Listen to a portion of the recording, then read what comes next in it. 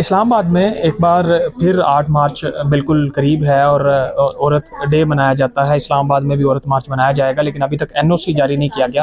ख़वातीन हैं जो हर साल औरत मार्च मनाती हैं, ख़वातीन डे मनाती हैं, उनकी तरफ से तहफ़्फ़ुज़ात रखे गए हैं और ये भी कहा जा रहा है कि अगर एनओसी जारी नहीं होता तो फिर शायद कोई बदमज़गी हो सकती है। तो मैडम ये बताइएगा कि जो ख़वातीन हैं आपकी सारी इकट्ठी हैं आज और कल औरत मार्च है, तो अगर एनओसी नहीं मिलता तो क्या करेंगे? हम फिर भी जाएंगे।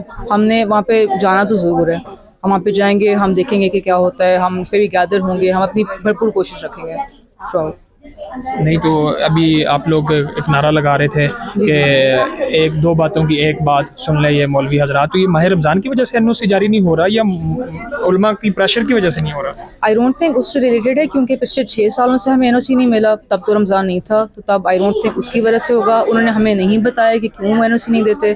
पहले भी जब हमें एनओसी नहीं मिली उन्होंने हमें नहीं एक्सप्लेन की बात, so we don't exactly know. But हमें बस ये पता है कि हम फिर भी मांगते रहेंगे, हम फिर भी जाएंगे, हम ज़रूर अपना करेंगे। अच्छा, एनओसी के बगैर अगर अब ये देखें कि जैसे माह रमज़ान है और आप लोगों को तनकीद भी ज़्यादा फेस करनी पड़ेगी कि माह रमज़ान है और इन लोगों को सुकून नहीं है, आ गई हैं ये वो, तो माह रमज़ान के हवाले से जो लोग ये तनकीद करेंगे या ये सवाल पूछेंगे कि जी माह रमज़ान में आप लोग क्यों खा रहे हैं, तो क्या कहेंगे? हम ये कहेंगे कि हमने उसके रमज़ान के हिसाब से हम उसका बहुत एहतराम कर रहे हैं। हम गाने नहीं बजाएंगे, हम इस साल हमने अपना बहुत पीसफुल रख रहे हैं। हम अपने परफॉर्मेंसेस करेंगे, हम अपने नारे करेंगे, लेकिन हम उस तरीके से कुछ भी नहीं करेंगे कि कोई भी मसला बने। रमज़ान के हिसाब से कुछ भी, हम सब रोज़ेदार हैं, हम इससे काफ़ी मुसलमान हैं, हम माइनॉरिटीज़ को भी रिप्रेजेंट करते हैं, लेकिन हम इससे काफ़ी मुसलमान भी हैं।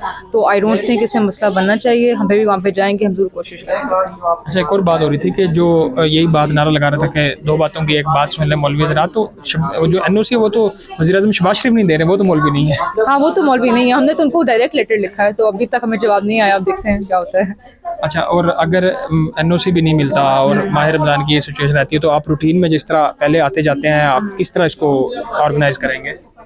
हमारी ऑर्गेनाइजेशन तो काफ़ी हुई भी है इंटरनली। हमने काफ़ी इसको ऑर्गेनाइज किया हुआ है। हमें पता है कि हमारी ड्यूटीज़ क्या हैं वगैरह, तो हमारा सब कुछ हुआ है, रेडी फॉर हमारा सब कुछ प्लान है। बस ये है कि we would like attendees to come, we would like people to come out if they can. हमने इसलिए 3-4 घंटे का रखा है, 1 to 4 PM हमने रखा हुआ है कि लोग ज़रूर आएँ, बस देखें, थोड़ी देर के लिए आ जाएँ, but I think it will make a big difference if people are there to show support for it, because हम लोग तो होंगे।